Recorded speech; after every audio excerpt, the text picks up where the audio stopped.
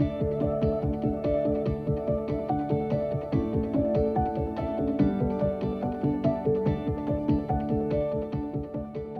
this video, I'd like to demonstrate some of the features available to you on your control system.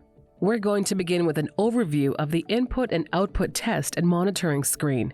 We call this the manual screen, and to get there, we touch the menu button and then press the manual screen button from the pop-up menu.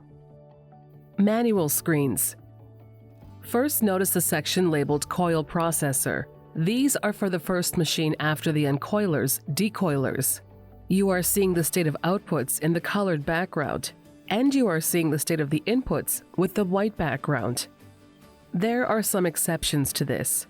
Crop cut, run bend process, and run snap lock process are all buttons to execute a controlled sequence of outputs. They will be green while the process is running. They will require a confirm action button to be pressed to avoid accidental activation. Look at the beam go up button with the colored red background. This means that the output to the valve that makes the coil processor beam go up is off, red. Look above it at the box with the white background labeled is up. Notice the text is green, meaning that the input is on. We have a proximity sensor that senses that the beam is high enough still. It will drift down if not powered up to make the sensor. So there's a general flow to it. The inputs are located above their respective outputs, except for things like material is present. These are not just visual indicators. You can also use the manual screens to test valves and motors, as long as the machines aren't in run mode. Please ensure that nobody is near the machine as you follow these notes. So if you want to power the beam up, you would make sure hydraulics are on and then press the beam go up button. You will see that it turns green while you are holding it, and that if you hold it longer than 3 seconds, it will latch in and stay green. Once it's latched, you can turn it off by touching it momentarily. If you press the run bend process button with hydraulics on and then press the confirm action button, you will see inputs and outputs changing for the beam and the leaf. Note that not everything can be latched on, but most things can.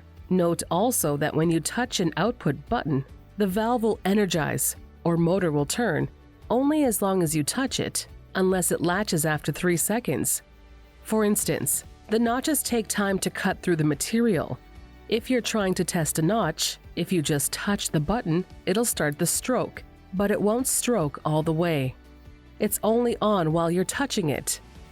It's off when you let go. When the machine is operating automatically, it uses timers for notches.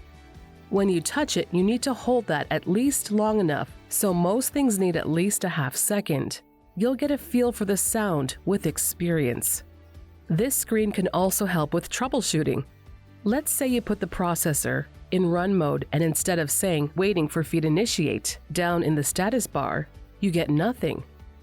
If you come up to this manual screen, you might notice that the beam go up button is green, energized, but the corresponding is up input indicator is red, off.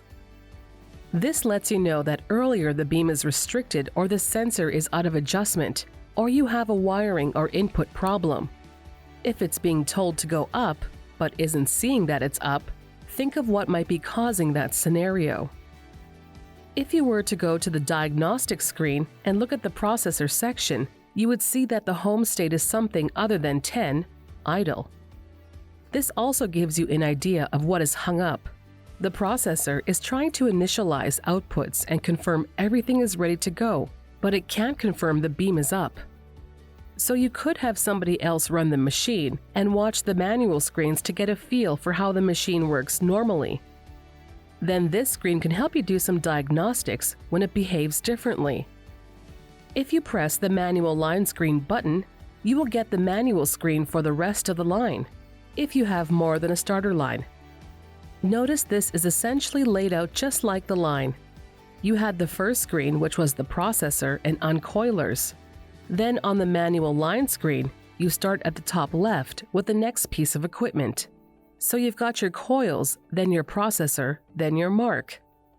transfer table, and roll formers, then your TDCF transfer table, followed by the TDCF roll former. Most of these operate just like on the manual screen.